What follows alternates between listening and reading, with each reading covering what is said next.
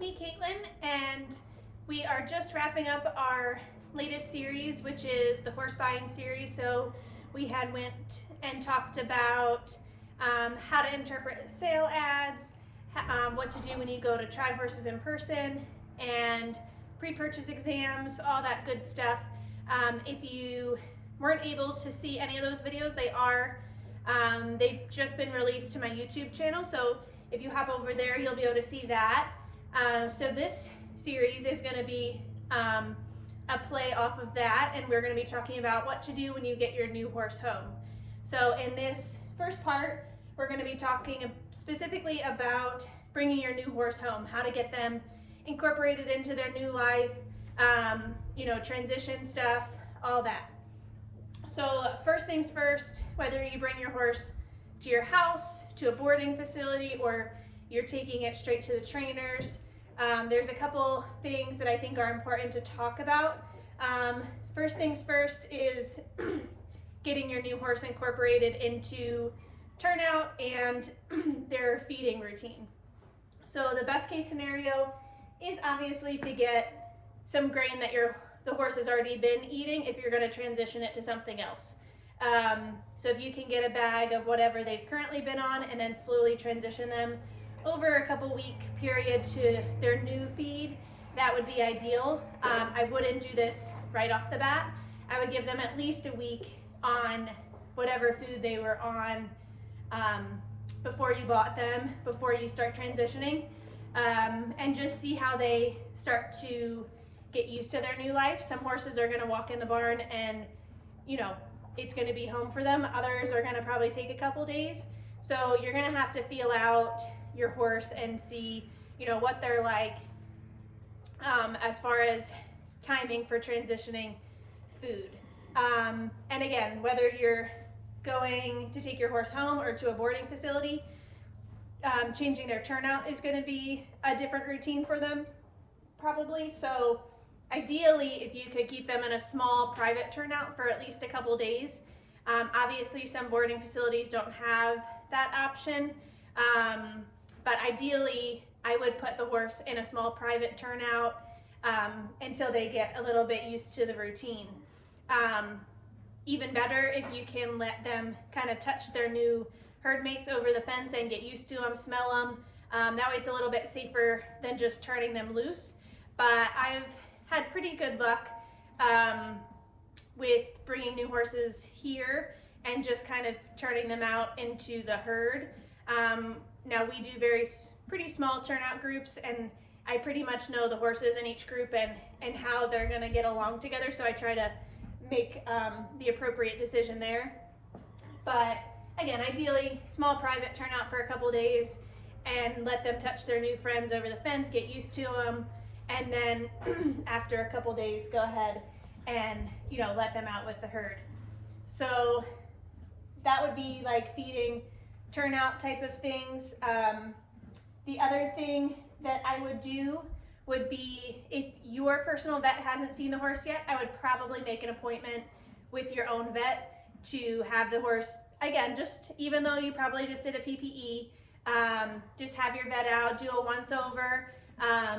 Maybe they need to be updated on their shots and coggins, so I would get that done. And then I would talk to your vet about nutrition and a worming schedule for the horse and any maybe blood work that you want to pull and get done, just so you have a baseline for the horse. I think that's super important. And then I would probably recommend having a farrier out to check their feet, get them on a routine there.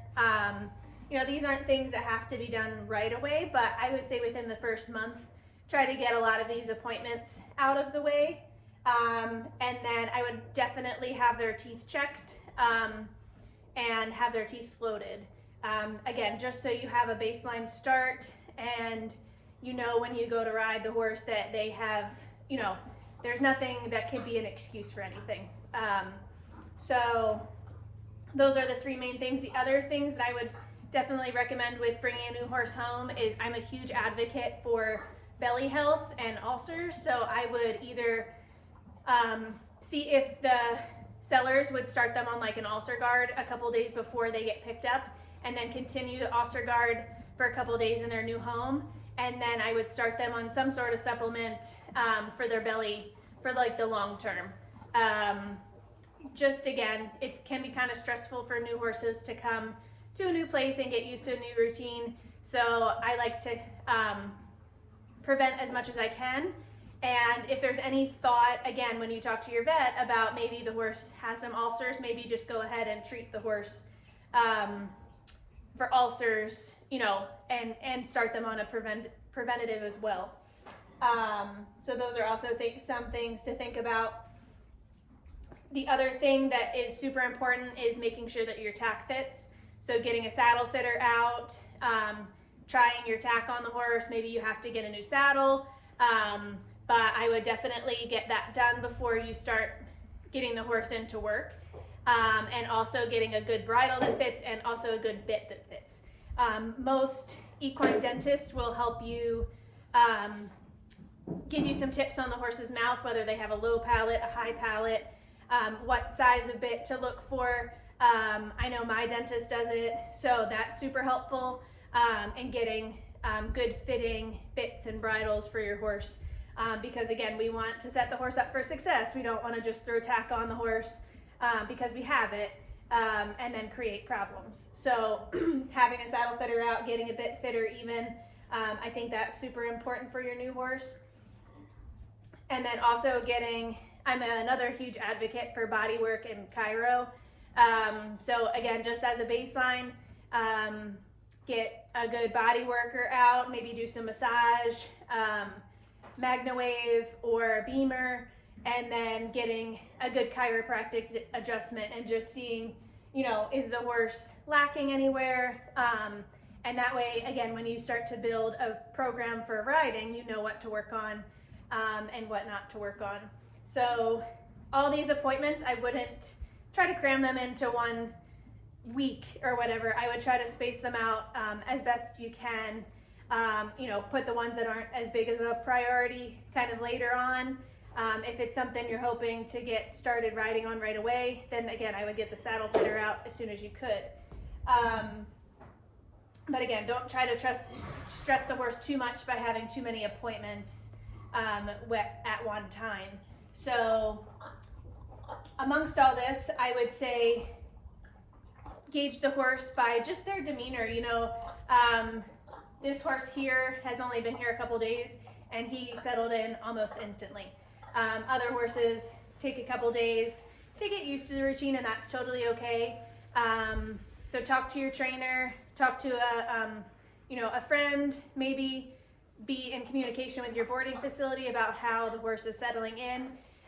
But in the meantime, if they're taking a little bit longer to settle, I would just spend some time grooming the horse, you know, pulling them out, putting them in the cross ties, hand grazing, you know, give them at least a good 3 or 4 days to really settle before you start them into your routine as far as groundwork and riding, which we're going to get into in the following video.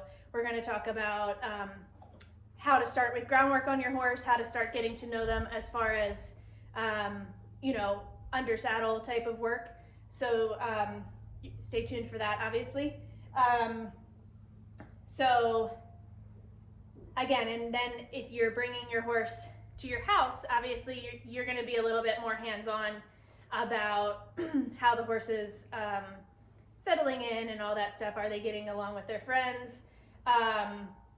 So those are probably the main things that I would look for when bringing your horse home. And obviously you're going to find probably some quirks within the first couple days. You know, you're never going to find the perfect horse.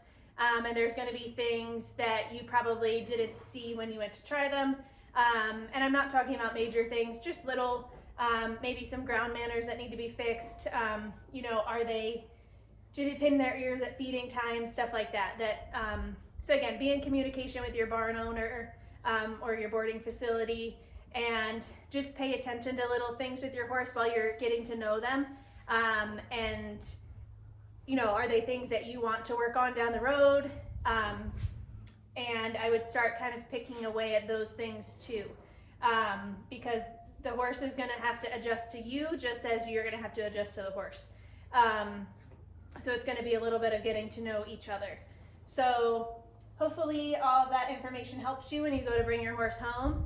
And if you have any other questions about that, please feel free to reach out and message me. And I hope you enjoy the video.